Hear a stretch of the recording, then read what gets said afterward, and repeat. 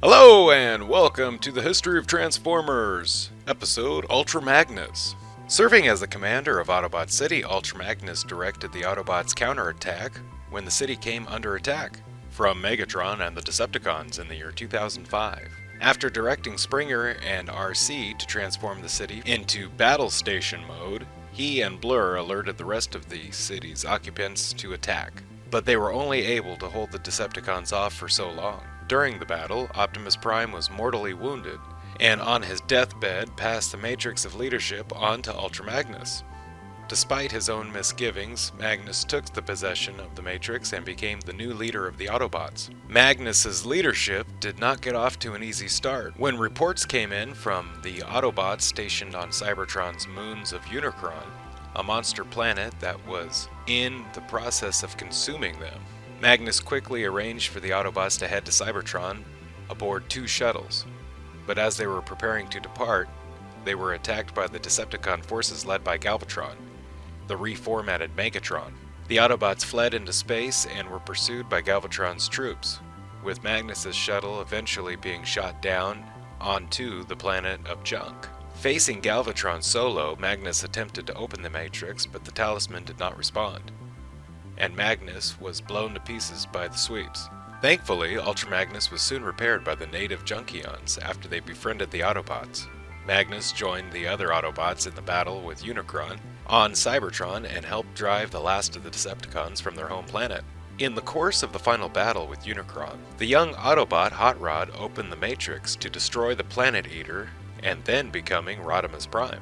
Rodimus subsequently took over as the Autobots' leader from Magnus, and Magnus returned to his much more comfortable role as Soldier, operating as Rodimus' second-in-command, regularly giving advice to the inexperienced new leader and trying to draw him out from under the shadow of Optimus Prime. When the Quintessons attacked the first Galactic Olympics, Ultra Magnus, Cup, and Spite Witwicky were kidnapped and taken to Quintessa, where they were found guilty in one of the Quintessons' twisted trials.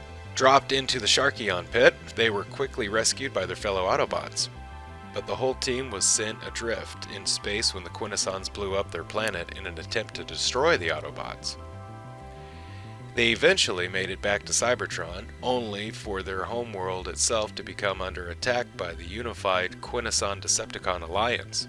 Ultra Magnus held off the attackers long enough for Rodimus and the others to make it to cover, dispatching Ramjet and Dirge before being faced with Galvatron, who took a few shots at him before deciding he had more important things to deal with. When the Quintessons betrayed Galvatron in order to achieve their true goals, he turned on the aliens and the invasion of Cybertron was repelled. In the year 2006, Ultra Magnus, Cyclonus, Wreck-Gar, and Marissa Flareborn were abducted by Quintesson scientists who intended to perform behavioral studies on them.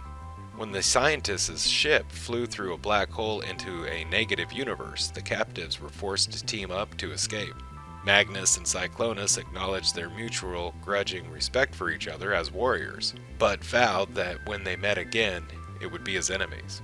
This proved true when Magnus had to save Wheelie and Daniel Witwicky from Cyclonus' clutches after the two youths traveled to the Autobot Records asteroid in an attempt to discover the date of Magnus' creation in order to throw him a birthday party. Further adventures for Ultra Magnus in 2006 included planning the bomb that destroyed the planet Paradon, a brief trip to the sorcerous other dimension realm of Mendola, another clash with Galvatron, who, at the height of his madness, was especially dedicated to Magnus's destruction, and briefly experienced life as a human when his mind was transferred into a synthoid body. When the hate plague swept through the universe, Ultra Magnus was one of the first infected, and was transformed into a raving maniac with a fixation on exterminating Rodimus Prime.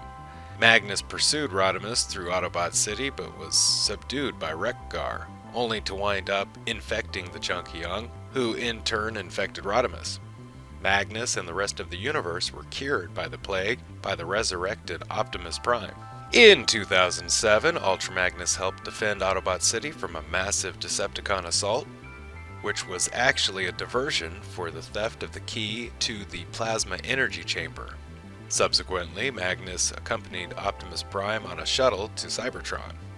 After Prime got the answers he needed from Vector Sigma, he decided to go to Nebulos and left Ultra Magnus in charge of Cybertron. Magnus's tenure didn't go very well, as the selfsame massive Decepticon assault force was attacking the planet. Nevertheless, he and the Protectobots struck at Galvatron, and might have well done him in if Scorponok's reinforcements hadn't arrived. Magnus then had his power pack torn out and slowly began to die from lack of energon. Still, he was able to relay Galvatron's crazed scheme to Optimus Prime and the Autobot headmasters before blacking out. When Ultra Magnus next awoke, the golden age of Cybertron had come anew, and the Decepticons were seemingly defeated once and for all.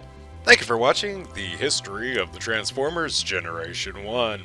Special thanks to Transformers Fandom for all information you heard today.